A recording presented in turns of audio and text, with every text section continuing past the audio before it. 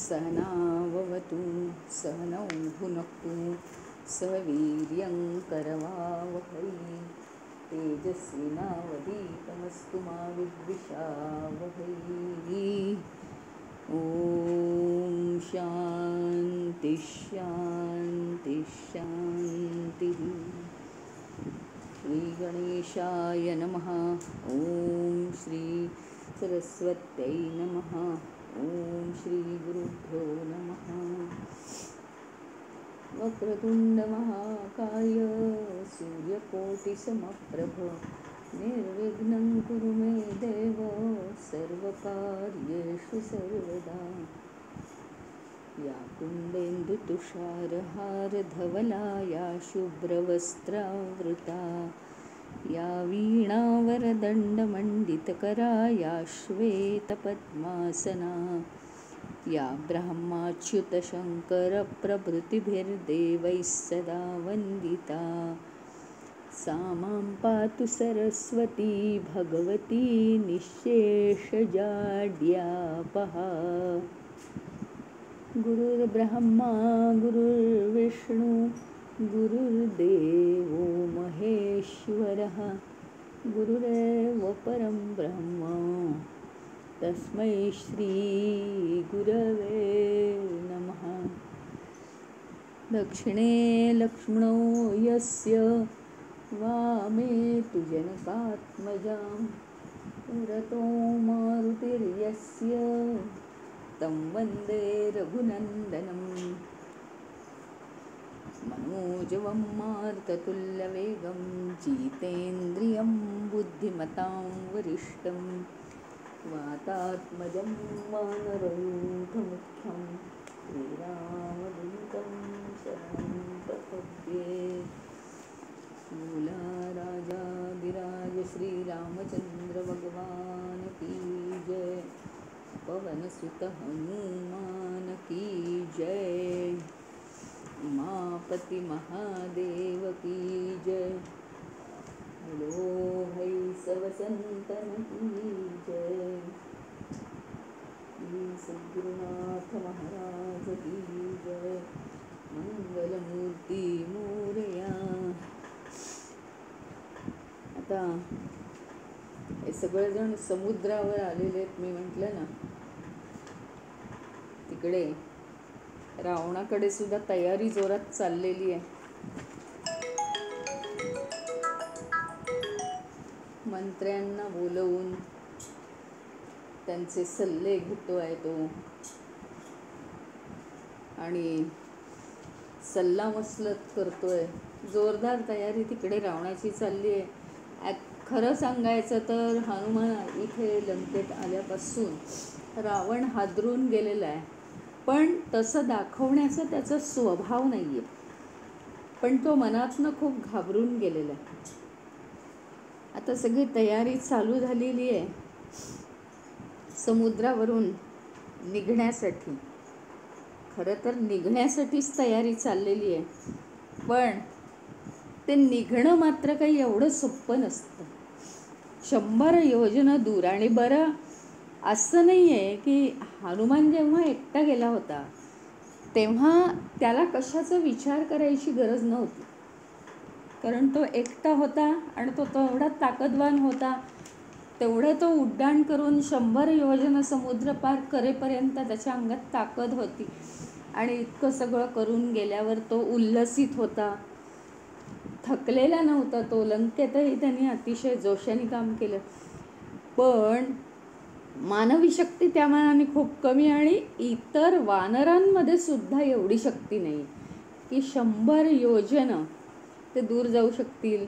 गेल्या वर्षी आपण जेव्हा रामायणाचा अभ्यास केला तेव्हा आपण पाहिलं, कोणी म्हटलं मी 1 योजनं जाऊन मला थांबावं लागेल, मग काय कुठे समुद्रात डुबकी मारायची का काय?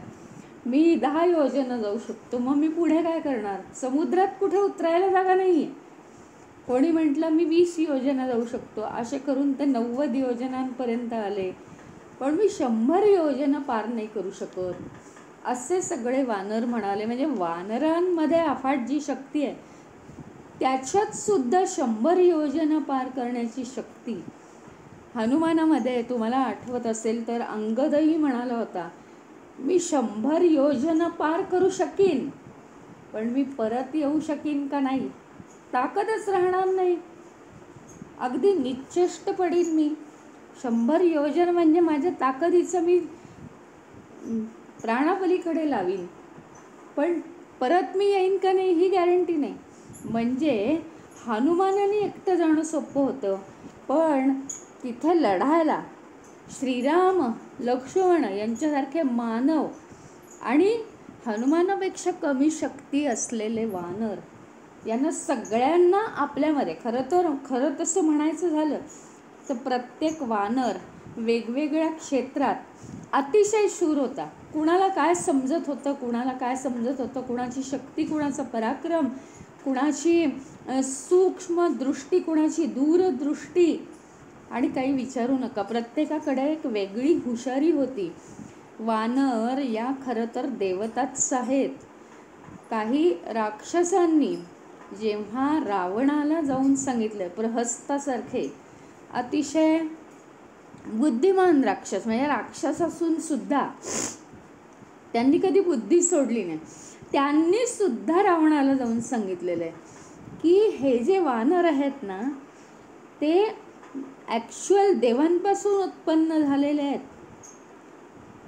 खरं तर काही वानर हे देवांपासून उत्पन्न झालेले आहेत. त्याच्यामुळे त्यांच्या अंगात तशी अफाट ताकद आहे, आणि तरीसुद्धा त्यांची ताकद हनुमानापेक्षा कमी होती. त्याच्यामुळे विचार करायची वेळ आली होती. श्रीरामांना मोठी काळजी वाटायला लागली. आता समुद्र तटावरून निघण्याची वेळ आली. श्रीरामचंद्रांनी काय केलं तर त्या सागराच्या तटावर शांतपणे, ते कधीच असे उद्विग्न होत नाहीत, तर ते शांतपणे कुशासन घालून बसले आणि त्याच्यावर बसले आणि सागराची त्यांनी प्रार्थना करायला सुरुवात केली. तर विनंती करायला लागले त्याला की आमचा प्रवास तुझ्यावरून यशस्वी होऊ दे, म्हणजेच सीता आमच्या हाती लागेल. आता इकडे जिथे सुग्रीवाची छावणी होती ना, श्रीराम आता ध्यानमग्न झालेले आहेत, आणि जिथे सुग्रीवाची छावणी होती या समुद्राच्या उत्तर तटावरती, तिथे रावणाने शार्दूल राक्षसाला पाहणी करायला पाठवलं. आता राक्षसांना हे समुद्र 100 वेळा पार करणं अतिशय सोपं आहे, त्यांच्यात ती मायावी शक्तीच आहे. त्यांनी पाठवलं. कडक सुरक्षा, अतिशय सैन्याची कडक सुरक्षा आहे, शार्दूल सांगू लागला. तर रावणाला माहिती द्यायला लागला, श्रीराम आणि लक्ष्मण अतिशय तेजस्वी आहेत, सुग्रीवाचं सैन्य खूप मोठं आहे, म्हणजे त्याची गणनाच करता येणार नाही, पराक्रमी आहे, सैन्याची व्यवस्था अतिशय कडक आहे, कोणीही त्याच्यात शिरूच शकत नाही. खरं सांगायचं म्हणजे महाराज या प्रसंगी एकतर म्हणजे शार्दूल हा अतिशय हुशार पराक्रमी राक्षस आहे, त्यांनी असा सल्ला दिला आहे रावणाला की एकतर तुम्ही काय करा, सीतेला तुम्ही परत पाठवा, श्रीरामांकडे सीतेला परत पाठवा, कारण आपलं थांग पत्ता लागणार नाही आहे, काहीही आपला जय होण्याची शक्यता नाही. नाही तर एक काम करा, मग सुग्रीवाला आपलासा करून घ्या, त्याच्याशी दोस्ती करा, आणि सुग्रीव आणि श्रीराम यांच्यात फूट पडली पाहिजे, नाही तर अत्यंत कठीण आहे. सुग्रीवाच्या मागे मोठी सेना आहे आणि श्रीराम आणि लक्ष्मण अत्यंत तेजस्वी आहेत, हनुमान आहे, अंगद आहे, त्याच्यामुळे सुग्रीव जे सांगेल ते होणार आहे. सुग्रीव जर आपल्या बाजूने आला तर संपूर्ण वानर सेना गळालीच म्हणून समजा, आणि एकट्या श्रीराम लक्ष्मणाला आपण हरवू शकू, आणि नाही तर मग सीतेला पाठवून द्या तुम्ही. या दोनपैकी एकच काहीतरी करा. सीतेला पाठवण्याचा विचार रावणाला कधीच आयुष्यात पटणार नव्हता, कारण त्याचा मृत्यू हेच तर विधिलिखित लिहिलेलं होतं. त्याच्यामुळे त्यांनी काय केलं की तिथे एक जो शुक राक्षस होता त्याला ही कल्पना आवडली की सुग्रीवाला रामापासून फोडायचं. मग त्यांनी काय केलं, शुक राक्षसाला सांगितलं, तू पोपट्याचं रूप घेऊन जाताना पोपट्याचं रूप घे आणि सुग्रीवाकडे जा. तो गेला, सुग्रीवाकडे गेला. रावणाने जसं सांगितलं तसं तो करायला लागला. काय केलं त्यांनी सांगितलं, सुग्रीवाला सांगितलं, रावणाने असाच निरोप पाठवलाय त्याच्याबरोबर, सुग्रीवा तू खूप बलवान आहेस, पराक्रमी आहेस, हुशार आहेस, वानर राज आहेस, हजारो वानरांचा तू राजा एवढा मोठा. रावण तुला स्वतःचा भाऊ मानतो आणि तू रामाची स्त्री जरी रावणाने पळवली आहे हे जरी खरं झालं तरी त्यात मला एक सांग, म्हणे तुझं काय गेलं, तुझं काही झालंय का नुकसान, तू का मध्ये पडतोयस, तू सरळ किष्किंधेला जा. तुझी वानर सेना लंकेत कधीच पोहोचू शकणार नाहीये, तर तू श्रीरामाच्या मध्ये पडू नकोस. देव आणि गंधर्व सुद्धा जिथे येऊ शकत नाही तिथे वानर कसे काय येणार, अशी सुग्रीवाची समजावणी करायला शुक राक्षसाला पाठवले. सगळ्या वानरांनी त्याला पकडलं, त्याची सगळी लबाडी ओळखली आणि काय केलं, त्याला ते धरून पकडून मारायला लागले. त्याचं मोठ्याच्या मोठे पंख, कारण त्यांनी काय केलं होतं माहिती का, तो शुक राक्षस आहे, पोपट्याचं रूप घेतलं, पण खरा पोपट असतो त्याच्यापेक्षा हा अतिशय विचित्र पोपट दिसत होता, म्हणजे मायावीच ना तो.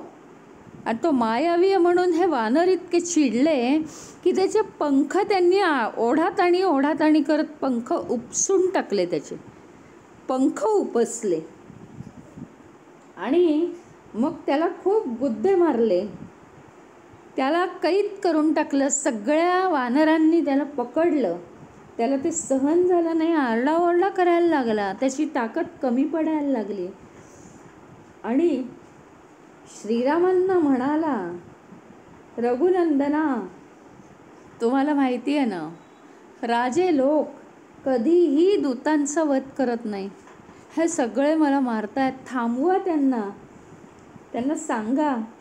मग श्रीरामांनी तो रडतोय म्हणून वानरांना सांगितलं की याला मारू नका. आता रावणाचा दूत म्हणून तो इथे आलाय, त्याचं काम आहे नक्की काय निरोप रावणाला द्यायचा. ती मारामारी वगैरे ते सगळं जाऊ दे, पण रावणाला आता नक्की निरोप काय द्यायचा असा शुकाला प्रश्न पडलाय. त्यांनी सुग्रीवाला विचारलं, रावणाला काय सांगू. त्यांनी सांगितलंय तुला किष्किंधेत परत जा, त्याच्यावर तुझं उत्तर काय आहे. सुग्रीव म्हणाला, दूता तू आलायस तसा दा, रावणाचा दूत आहेस ना तू, रावणाला सांग की तू वधालाच योग्य आहेस. तुझाही वध झाला असता आत्ता श्रीराम मध्ये पडले म्हणून, पण रावणाला तू सांग की तू वधाला योग्य आहेस. माझा तू मित्रही नाही आहेस तर तू माझा बंधू कुठून होणार. काहीही तुझा माझा संबंध नाही, तू दयेला सुद्धा पात्र नाहीस, परस्त्रीचं हरण केलंयस, स्वतः कबूल करतोयस अजून, आणि माझा काही तू उपकार करता नाही. कधी तू आयुष्यात माझ्यावर उपकार केले तर त्याची मी फेड करू असंही काही नाही आहे. मग श्रीरामचंद्रांचा जर तू शत्रू आहेस तर तू माझाही शत्रू आहेस. तुझ्या सगळ्या सोयऱ्यांसह, तुझ्या कुटुंबवासियांसह तू आता वध्य आहेस, त्यामुळे तुझा वध हा होणारच.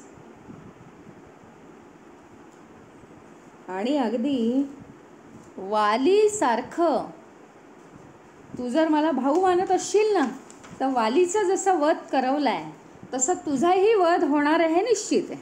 मग भाऊ मानायचं आहे का नाही ते तू ठरव. तुझे सगळे पुत्र बंधू यांचा संहार करायचा आहे आम्हाला. लंका जाळून भस्म करायची, हे लक्षात ठेव. आणि कितीही तू मायावी खेळ कर, तुला वाटतंय मी अदृश्य होईन, मी हे करीन, मी ते करीन. हां, अंतर्धान जरी पावलास, आकाशात जरी गेलास, पाताळात जरी गेलास निघून, किंवा तू ब्रह्मदेवाच्या आश्रयाला जाऊन बसलास लपून, तरी सुद्धा श्रीरामचंद्रांच्या हातून तुझं मरण निश्चित आहे. तू कुठेही जा, श्रीरामांच्या अंगात एवढी ताकद आहे, तिथे येऊन ते तुला मरण करून टाकतील. आणि मग हे सगळं ऐकलं आणि तो रावणाकडे परतलेला आहे शुक, निघून गेला. आता श्रीरामांसमोर एकच गोष्ट होती. ह्या सगळ्यातनं ते अलिप्त होऊन पुन्हा ते असा विचार करू लागले, सीता मिळवण्याचा हा एकच मार्ग आहे की हा जो समुद्र आहे, विशाल समुद्र, त्यांनी आपलं स्वतःचं रूप छोटं केलं पाहिजे, त्यांनी नम्र झालं पाहिजे.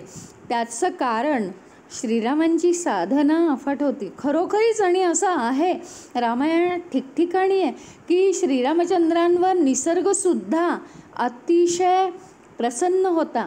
म्हणजे भरतानी सुद्धा हे म्हटलेलं आहे, श्रीरामचंद्र जेव्हा राजा होऊन जेव्हा अयोध्येला जातात परत, भरत म्हणतो आता हे तुमचं माझ्याकडे ठेवायला दिलेलं राज्य परत घ्या. त्यावेळी ज्यावेळी श्रीराम आता राज्य करू पाहतायत, तर सगळीकडे शेतं हिरवीगार, भरपूर पीक, सगळी रोगराई नष्ट. म्हणजे हे काय तुम्ही आम्ही नाही करू शकत.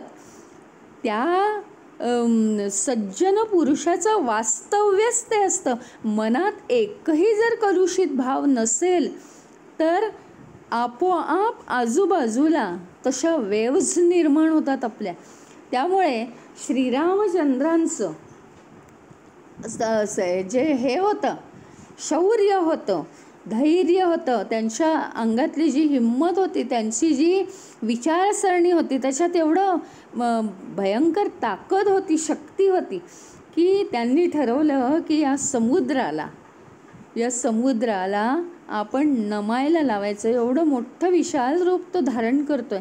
आपण कसं समजतो, हा समुद्र म्हणजे हा काय स्थूल आहे, हा पर्वत म्हणजे हा काय स्थूल आहे, तो काय आपलं ऐकणार. त्याचं कारण आपली तेवढी साधना नाही, आपण तेवढे धर्मपरायण नाही. प्रत्येक पाऊल श्रीरामांचं धर्मपरायण होतं. आणि म्हणून त्यांनी ठरवलं की हा जो समुद्र आहे ह्याची आपण प्रार्थना केली, अतिशय विनम्रतेने त्याच्याशी वागलो आणि त्याला वंदन केलं, तर तो आपलं ऐकेल. कारण त्यांचे जरी डोळ्यात जरी तुम्ही पाहिलं तरी त्यांच्या मनामध्ये एकुलते एक ध्येय की सीतेला मोकळं कसं करता येईल. आणि हे सगळं करत असताना बरोबर असलेले वानर, हनुमान, सगळ्यांची मनं, विभीषण, सगळ्यांची मनं राखून सगळं नुसतं म्हणजे लोळघोळ होता कामा नाही. हुशारीने आणि काही ठराविक वेळात ही कामं संपली पाहिजे ह्याचंही त्यांना भान होतं. एक अतिशय उच्च दर्जाचे ते राजे पण होते ना, मुळातच पिंडच राजाचा होता तो. त्याच्यामुळे हे सगळं त्यांना साधायचं होतं. त्यांनी 3 रात्री तिथे काढल्या, समुद्र तटावरती 3 रात्री. आणि स्वतःच्या मनाचं समाधान होईपर्यंत ते खरं म्हणजे जमिनीवर पहुडले होते. लोकांना वाटलं श्रीराम झोपलेत, पण 3 रात्र 3 दिवस ते समुद्राची प्रार्थना करत राहिले, सागरा तू तुझं हे मोठं रूप आहे ना ते तू छोटं कर. हां, आणि ह्या सगळ्या सैन्यासह समुद्र तटावर जायचं आहे आम्हाला, समुद्र पार करून जायचं आहे. असं ते समुद्र तटावर समुद्राची प्रार्थना करू लागले. यथासांग त्यांनी पूजा केली, सगळे विधी केले, मानस पूजा केली. सागर काही दर्शन देईना, सागराला कळेना. मग श्रीराम चिडले. त्यांनी काय केलं माहिती आहे, सागरावर एक जोरात प्रत्यंचा खेचली, धनुष्याला बाण लावून प्रत्यंचा खेचली आणि आता समुद्रात एक जोरात बाण मारला.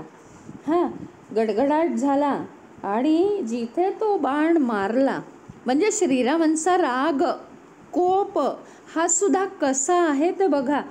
इतका शुद्ध राग. समुद्र आपली प्रार्थना ऐकत नाहीये, तो काहीच त्याच्यात बदल करून घेत नाही, म्हणून त्याला अतिशय जोरात एक बाण मारला. ज्या ठिकाणी समुद्राला बाण मारला तिथलं पाणी उसळलं, मगरी सुसरी उसळल्या, पशुपक्षी इकडे तिकडे जायला लागले. थोड्या वेळ हाहाकार उडाला आणि थोड्या वेळाने सगळं शांत झालं, ते सुद्धा श्रीरामांच्याच कृपेने. आणि जिथे हा बाण लागलेला आहे त्याच्या आजूबाजूची सगळी जी हे आहे, भूमी आहे, त्याला मरुभूमी म्हणतात. म्हणजे ती जी जागा आहे त्याला मरुभूमी म्हणतात. तिथं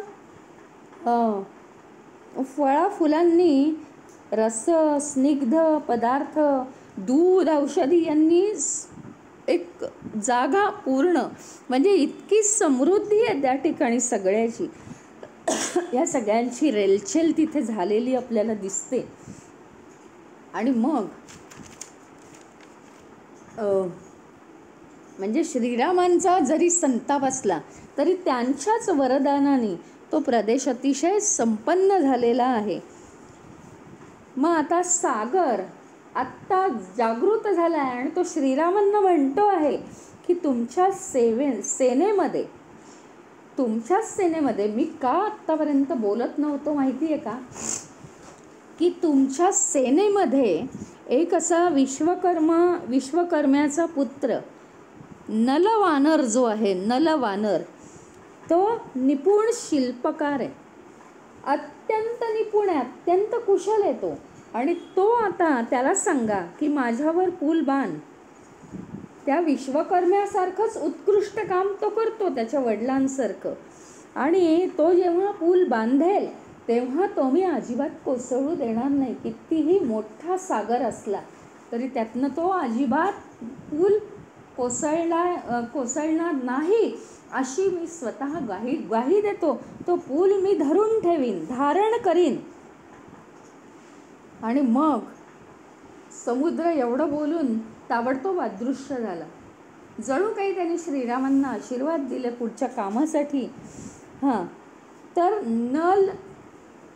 नलसुद्धा जरी वानर असला तरी सगळ्या वानरांची मी म्हटलं ना शक्ती अफाट आहे. आणि त्यांचं ते अंतरंगातून, कारण ते देवांकडनंच निर्माण झालेले आहेत, त्याच्यामुळे ते अंतरंगातून अतिशय शुद्ध आहेत. नलाला हे सगळं समजलं की असं हा समुद्र सांगतोय. त्याबरोबर नल लगेच श्रीरामांकडे पुढे आलेला आहे. आणि पुढे येऊन तो काय म्हणतोय की या समुद्रावरती पूल बांधण्याचं काम मी करतो. माझ्या वडिलांप्रमाणेच मी पूल बांधण्यात यशस्वी होईन. मला फक्त तुम्ही आशीर्वाद द्या. मी विश्वकर्म्याचा औरस पुत्र आहे, त्यांच्यासारखाच मी हा पूल बांधून देईन. श्रीरामांनी त्याला आज्ञाही दिली आणि आशीर्वादही दिला. त्यांनी सांगितलं हा सागर जे बोलतो आहे ना ते बरोबर बोलतोय, यांनी सांगितलं नलवानरांनी. आणि मग अगदी सगळ्या वानरांना स्फुरण चढलं, कारण हा जरी एक्सपर्ट असला हा पूल बांधण्यात तरीसुद्धा काय मदत लागणार आहे की नाही. तो काय एकटा हे काम करू शकणार आहे का, नाही. फक्त तो अत्यंत कुशल आहे, म्हणजे कमीत कमी वेळात वानरांकडून तो ते काम करून घेऊ शकतो. 100 योजनांचा समुद्र, त्याच्यावर 100 योजना पूल लागणार होता. त्यांनी एकेका दिवसात 20-20, 22-22, 25-25 योजना पूल बांधलेला आहे. आणि तो सुद्धा समुद्रावरती. हे काम सोपं नाही आहे, पण वानरांची शक्ती अफाट आहे. पूर्ण दिवसभर ते हे काम करू शकतात, पूर्ण दिवसभर, आणि ते थकत नाहीत. आणि ह्याच्यामध्ये सगळ्यात निपुण म्हणजे नर आहे. मग काय काय केलं त्यांनी तो पूल बांधण्यासाठी बरं का. सगळे लाखो वानर कामाला लागलेले आहेत. आणि हे काम काही सोपं नाही. आजूबाजूच्या प्रदेशातल्या मोठमोठाल्या शिळ्या, असे दगड मोठ्या शिळा त्या घ्यायच्या आणि समुद्रात टाकायच्या. समुद्र हा काही तुमचा आमच्या डबक्यासारखा, एखाद्या ओढ्यासारखा इतकाच खोल नाही आहे.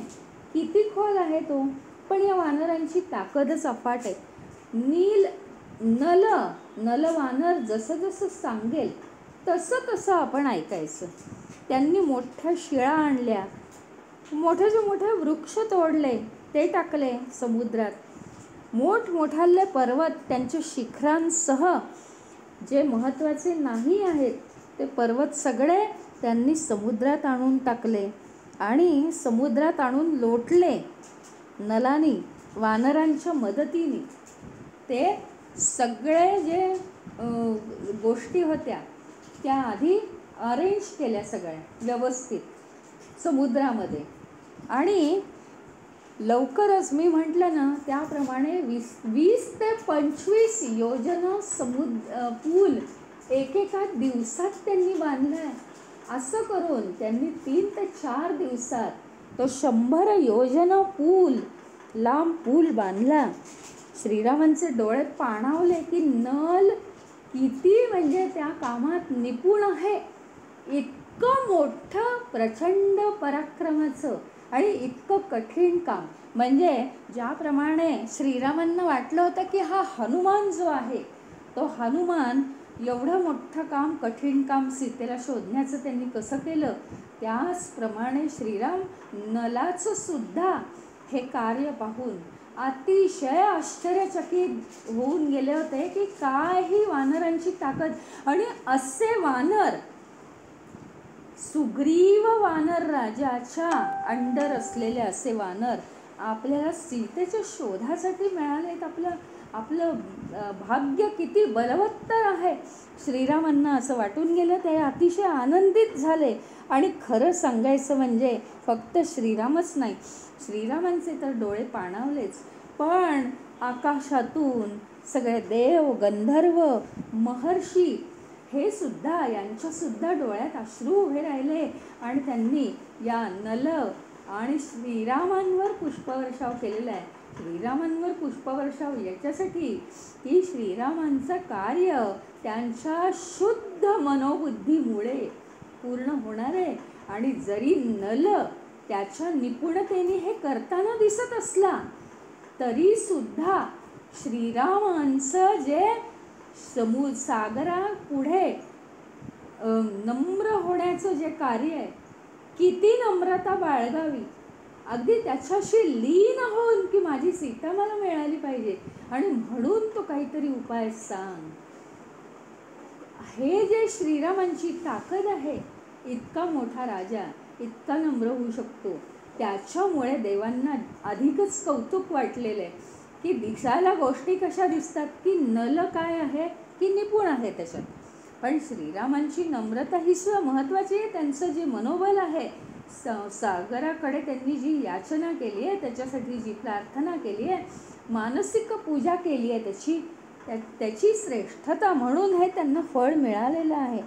आणि सगळे महर्षीसुद्धा नलाची स्तुती करू लागले. आता वानर अतिशय खुश झालेले आहेत की आता आपल्याला जायचा मार्ग सोपा आहे. नाही तर त्यांना वाटत होता, अरे एवढ्या मोठ्या समुद्रावरून आम्ही उड्डाण करून कसे जाणार, आम्ही तर समुद्रात पडून जाऊ. आता ते अगदी, आणि वानरांचं एक वैशिष्ट्य असतं की एकदा का त्यांच्या मनासारखं झालं की वानर जे ओरडतात ना त्याला भुभुकार म्हणतात. भुभुकार, तर ते भुभुकार करतात, एकतर आरोळ्या ठोकतात, वेडेवाकडे आवाज काढतात, झाडांवरून उड्या मारतात, या झाडांवरून त्या झाडांवर. ही त्यांची सगळी आनंदाची लक्षणं आहेत. त्यांनी इतक्या उड्या मारायला सुरुवात केल्या आणि पुलावरून जायच्या आधी पुलावरून इकडून तिकडे आणि पुलावरून तिकडून इकडे अशा उड्या वानरांनी मारल्या आणि आपलं काम आता होणार आणि सीतामाईला आपण परत आणू शकणार आहे असं त्यांनी दर्शवलं. अतिशय आनंदी झाले सगळे वानर आणि सगळेच जायला निघाले. तुम्हाला सांगितल्याप्रमाणे, कालच सांगितल्याप्रमाणे सैन्याची रचना आहे. सगळ्यात पुढे नल आहे, सगळ्यात पुढे नील वानर आहे, मागे सुग्रीव आहे, कोणी येतं का, आणि मध्यभागी हनुमानाच्या खांद्यावर श्रीराम आणि अंगदाच्या खांद्यावर लक्ष्मण आहेत. असे ते सगळे वानर निघालेले आहेत. आता हे एवढीही कडक व्यवस्था ठेवणं अत्यंत आवश्यक होतं, कारण पुढे त्यांच्या प्रसंग आलेले आहेत. श्रीरामांचं हे 3 दिवस सागराचं पूजन आणि अद्भुत यश प्रार्थनेचं बघितलं आणि वानर सेना वगैरे सगळी पहिल्या तीराला जाऊन पोहोचलेली आहे. पुन्हा एकदा ते पहिल्या तीराला गेल्यावर पुन्हा देवांनी आकाशात गर्दी केली आणि श्रीरामांना पुन्हा पुन्हा त्यांनी प्रेरित करून टाकलेलं आहे. श्रीरामांवर पुन्हा पुन्हा पुष्पवर्षाव केलेला आहे की तुम्ही यशस्वी होणार आहात. प्रत्यक्षात आता ते तिथे देव आणि महर्षी आता प्रत्यक्षात दक्षिण तटावर हे आलेले आहेत लंकेच्या. तिथे प्रत्यक्षात ते उतरले. त्यांचं देवांचं तर मनातलं कार्य आता पूर्णच होणार आहे. रावणासाठी श्रीरामाचा जन्म आहे आणि श्रीरामांना स्फूर्ती यावी एवढ्या वाईट दिवसांमध्ये सुद्धा त्यांच्या अंगात स्फुरण चढावं ह्याच्यासाठी देवांनी अक्षरशः आता म्हणजे तुमचं यश हे अगदी कुणीही हिरावून घेऊ शकणार नाही हे दाखवण्यासाठी दक्षिण तटावर आल्यानंतर, लंकेच्या बाजूच्या तटावर आल्यानंतर, लंका जवळ आली होती आता, तिथे देव आणि महर्षी प्रत्यक्ष उतरले त्या तटावर आणि श्रीरामांना अभिषेक घातलेला आहे. तुमचं यश निश्चित आहे. ही पद्धत आहे पूर्वीची की यश जर निश्चित आहे तर त्याचा परिणाम म्हणजे काय, परिणाम जो आहे फायनली तो आत्ताच आपण बघायचा. तर विभीषणाला सुद्धा लंकेचं राज्य द्यायचं होतं. त्यांनी रस्त्यातच विभीषणाला अभिषेक करून टाकलेला आहे की झाला तू लंकेचा राजा, असं आधीच घोषित करायचं आणि शत्रूंवर विजय मिळवाल असा आशीर्वाद सगळ्या देवांनी दिला श्रीरामाला आणि त्यांना आता स्फुरण चढलेलं आहे. आता वानरसेना श्रीरामांसह लंकेजवळ येऊन पोहोचलेली आहे बरं का. तिथे काय काय झालं ते बघा. आणि ते सगळे आलेले आहेत ना, अत्यंत म्हणजे असं क्लिअरली सगळं दृश्य सगळ्यांना दिसतं आहे. कॅमेऱ्यांची वगैरे जरूर नव्हती त्यांना, सगळं कळतं आहे. आता काय झालं तिथे, हे तटावर येऊन पोहोचले आणि सगळे जबरदस्त ध्यान साधनेत निपुण आहेत, त्याच्यामुळे त्यांना अंतर्ज्ञानानेच कळतं. मग रावणाने काय केलं, शुक आणि सारण हे मंत्री यांना पाठवलं. आता दक्षिण किनाऱ्यावर हे आलेले वानरांच्या सेनेत वानर रूप घेतलं शुक आणि सारणाने. ते रावणाचे मंत्री आहेत, हुशार मंत्री आहेत.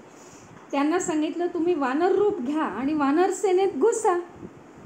वानरांच्या सेनेत ते घुसले.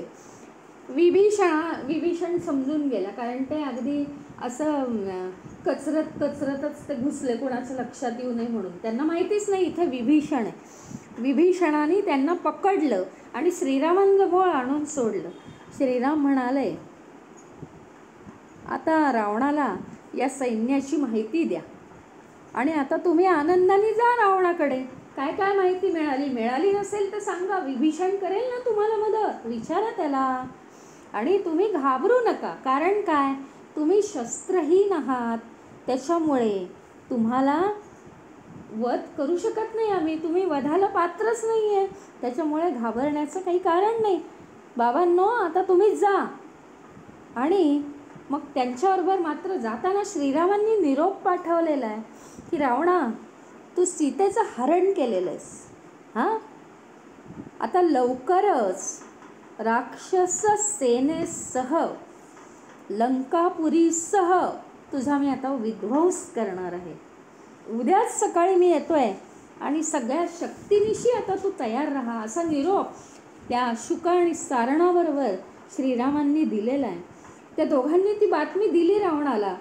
एकटे श्रीराम पुरेसे आहेत आपल्याला हरवायला आणि निस्तनाबूत करायला, असं दोघांनी सांगितलं.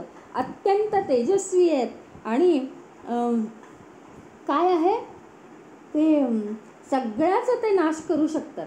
तेव्हा सुग्रीव, विभीषण, रावण, लक्ष्मण या 4 शक्ती एकत्र आहेत, तर आपला नायनाटच होऊन जाणार आहे.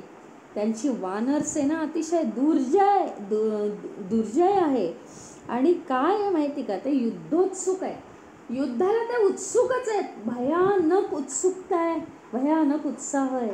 त्यांच्या विरुद्ध खरं म्हणजे आपण जायला नको. त्या दोघांनीही सांगितलं, वाटाघाटी करा आणि सीतेला आत्तासुद्धा उशीर झाला नाही, श्रीरामांच्या सेवेला त्यांना पाठवून द्या. रावण म्हणाला, कोणी कितीही भीती घाला, ब्रह्मदेवानी घातली तरी मी आता डरणार नाही, मी सीता परत करणार नाही. तेव्हा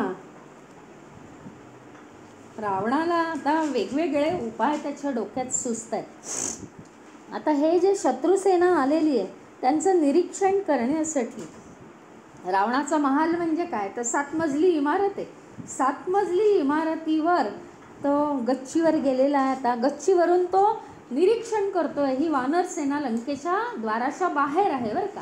ते लंक्या नगरीमध्ये येणारच नाही आहेत श्रीराम, कारण त्यांना नगरीत जायचं नाही आहे कुठे. त्यांचं काय आहे, वनवास आहे, वनातच राहणार ते. त्या लंकेच्या द्वाराच्या ते बाहेर आहेत, प्रवेशद्वाराच्या बाहेर. त्यामुळे वानर सेनेचा तो निरीक्षण करतोय गच्चीवर जाऊन. एवढे म्हणजे वानर सेनेचं महासागर आहे असं त्याला दिसलं. आणि वानरांची माहिती आता तो सारणाला विचारतोय. सारण हा त्याचा मंत्री, तो तिथे जाऊन आलाय. तो सांगतोय, वालीपुत्र अंगद अतिशय शूर आहे, पूल बांधणारा नल विश्वकर्म्याचा पुत्र आहे, तो अतिशय बुद्धिमान आहे. तसाच आणखीन एक श्वेत नावाचा बुद्धिमान वानर आहे, त्याच्या इतकी बुद्धी कुणाला नाही. चंड हा कधीही म्हणजे दीनवाणा होणारा नाही. कमालीची स्फूर्ती, कमालीची ताकद आणि युद्धाची त्यांच्यामध्ये खुमखुमी आहे. मध्यभागी विभीषण आहे त्याच्या 4 मंत्र्यांसह. आणि रामाने लंकेवर विभीषणाने बसावं म्हणून त्याचा अभिषेक केलेला आहे. ही अगदी झोंबणारी बातमी रावणाला दिलेली आहे, त्याला अभिषिक्त केलेलं आहे. हां, आणि ते वानर एक लक्षात ठेवा. या सारणाने नीट माहिती दिली आहे. ते वानर हे देवांपासूनच उत्पन्न झालेले आहेत, त्यामुळे त्यांच्या अंगात अफाट ताकद आहे. आपण त्याची परीक्षा करू शकत नाही. नुसतीच राक्षसांची मायावी शक्ती असं म्हणू नका. जरी ते देवांपासून निर्माण झालेले असले तरी ते वानर आहेत, म्हणजे त्यांच्यापासून तुम्हाला धोका आहेच. देवांपासून धोका नाही, पण ते आज काही देव नाही आहेत, ते वानर आहेत. निर्माण होताना ते देवांपासूनच तयार झालेले. आणि रावणाने मग काय केलं माहिती आहे का, आता दुसरा एक मार्ग काढला. आणि तो आता स्वतः त्याला दुःखी व्हायला लागला किंवा चिंतेने व्याकुळ व्हायला लागला की त्याला काहीतरी खोड्या कराव्याशा वाटतात आणि दुसऱ्याला डिवचणं हा त्याचा आनंद आहे. आता त्यांनी काय केलं, त्यांनी एका महामायावी विद्युत जिव्ह या राक्षसाला बोलावलं आणि त्याच्याकडून हुबेहूब श्रीरामाचं मस्तक करवून घेतलं. आणि तो गेला, सीतेकडे गेला. सीतेला बातम्या देत बसला अशोकवनात जाऊन की आत्ताच हाती आलेल्या बातमीनुसार असं असं झालेलं आहे. प्रहस्त नावाचा माझा जो मंत्री आहे त्यांनी श्रीरामांचा वध केलेला आहे. त्याचप्रमाणे हनुमान आणि सुग्रीव हे सुद्धा हे झालेले आहेत, त्यांना सुद्धा मृत्यू आलेला आहे असं त्यांनी सांगितलं. मग असं सांगितल्यानंतर थोड्या वेळात त्या विद्युत जिव्हाने श्रीरामांचं मस्तक म्हणजे मायावी शक्तीने सीतेसमोर आणलं. सीतेसमोर ते मस्तक आलं आणि तिला सांगितलं की बघ, हा राम मारला गेला आहे, हे असं असं झालेलं आहे. सीता अगदी दीन झाली आणि जमिनीवर बसून होती ती. मग ही सगळी बातमी कळल्यानंतर आता हा म्हणतो आहे की आता हनुमान नाही, सुग्रीव नाही, श्रीराम मारले गेले, आता तुला कोण आहे, तू आता मला वश हो, तेच तुझ्यासाठी भलं आहे. म्हणून सीतेने मस्तक निरखायला सुरुवात केली की हा काहीतरी सारखा फसवतो, मी काही फसते का काय, म्हणून तिने नीट निरीक्षण करायला सुरुवात केली.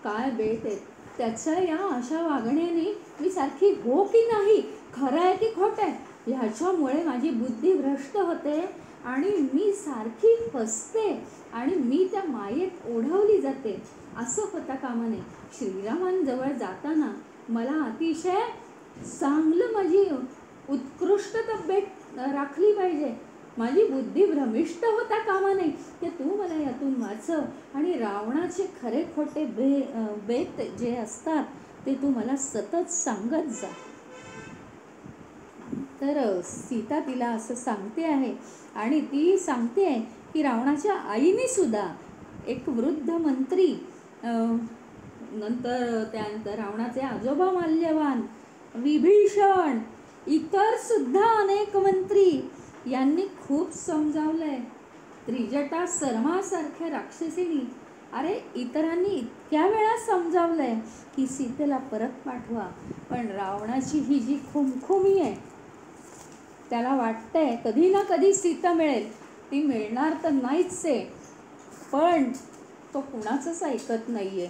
तर आता त्याचा नष्ट होण्याचा काळ जवळ आलाय, म्हणून एखाद वेळेस नियतीनंच हा खेळ मांडला असेल असं मला वाटतं, असं तिला सरमा म्हणाली. आणि इकडे जोरात तेवढ्यात आवाज आला. आता अंधाधुंदी माजलेली आहे सगळीकडे, ही वानर सेना तिथे येऊन पोहोचली आहे, ते युद्धाचं आमंत्रण देत आहेत, भेरी वाजवून हे करून ते करून, धनुष्यांचा टणत्कार करून, अशा रीतीने. आणि सगळी राक्षस सेना, आता रावणाचं हे चालू झालंय काय प्लॅनिंग, आता आधी कोणाला पाठवायचं काय, आता यांना पाठवलं की हे सगळे निस्तनाबूत करतील, त्याला अजून खूप गॅरंटी आपल्या सैन्याची, आणि सगळ्याच प्लॅनिंग त्यांनी केलं. ताबडतोब सारख्या सभा बोलवायच्या, सारखं ठरवायचं की आता तुम्ही जायचं तुम्ही जायचं, आणि सगळेजण, प्रत्येकाला माहिती होतं की आपला नाश आहे, निश्चित नाश आहे. एवढी बातमी चहूकडे पसरली होती श्रीरामांच्या धर्मज्ञपणाची. आणि श्रीरामांबरोबर तो लक्ष्मण हे आहे, एका बाणात वाली मारला जातो. सगळ्या बातम्या, 14,000 राक्षसांचं जनस्थानामध्ये मरण, वध, 14,000 राक्षसांचा एकट्या श्रीरामाने, एवढी बातमी शूरपणाची. ते तर सगळं जाऊ दे, हनुमानाने केवढा लंकेचा विध्वंस केला होता, आणि हे सुद्धा सगळं झालं. त्याच्यात अजून लाखो करोडो वानर सेनेचा सुग्रीव अधिपती आहे, सुग्रीव वानर राज आहे, तोही अफाट हुशार आहे. त्याच्यामुळे वानर सुद्धा आपण किती आपापल्या कामात कुशल आहेत, प्रत्येकजण एका विशिष्ट कामामध्ये कुशल आहे. इतकं सगळ्या बातम्या पोहोचल्यावर सुद्धा रावणाची मती मात्र गुंग झाली होती. त्याचं कारण काय असतं, नियती ती गोष्ट तिच्या मनात ठरली ना की ती काहीही झालं तरी ती गोष्ट ठरल्याप्रमाणेच होते तिची. त्याच्यामुळे नियती म्हणजे पुढे पुढे नेणारी, जीवन पुढे पुढे नेणारी, म्हणजे नय म्हणजे नेणे, पुढे पुढे आपल्याला घेऊन जाणारी, आपल्या कर्मानुसार ती आपल्याला पुढे पुढे घेऊन जाते. आणि त्याच्यामुळे ती जी रावणाची कर्म होती, ती कर्मच त्याला पुढे पुढे नेत होती की अजूनही थोडंसं तू वाईट वागलास, अजूनही तू तुझा हे का धरलास, नाही पाठवलंस सीतेला तर तुझं माप भरेल, आणि मग त्या पॉइंटला तू पोहोचशील की जिथून तुझा वध करता येईल. तो वध हा नियतीच करणार होती. श्रीराम हे फक्त काय आहे की निमित्त आहे, श्रीराम हे केवळ निमित्त आहे, पण तो वध हे नियतीच करणार होती. मध्येच जर एखाद वेळेस इतरांच्या सांगण्यानुसार रावणाने सीतेला परत पाठवून दिलं तर सगळं ओमफस झालं, मग रावणाचा वध होईल का देवांच्या इच्छेप्रमाणे. त्यामुळे ते सगळं पक्क ठरलेलं होतं.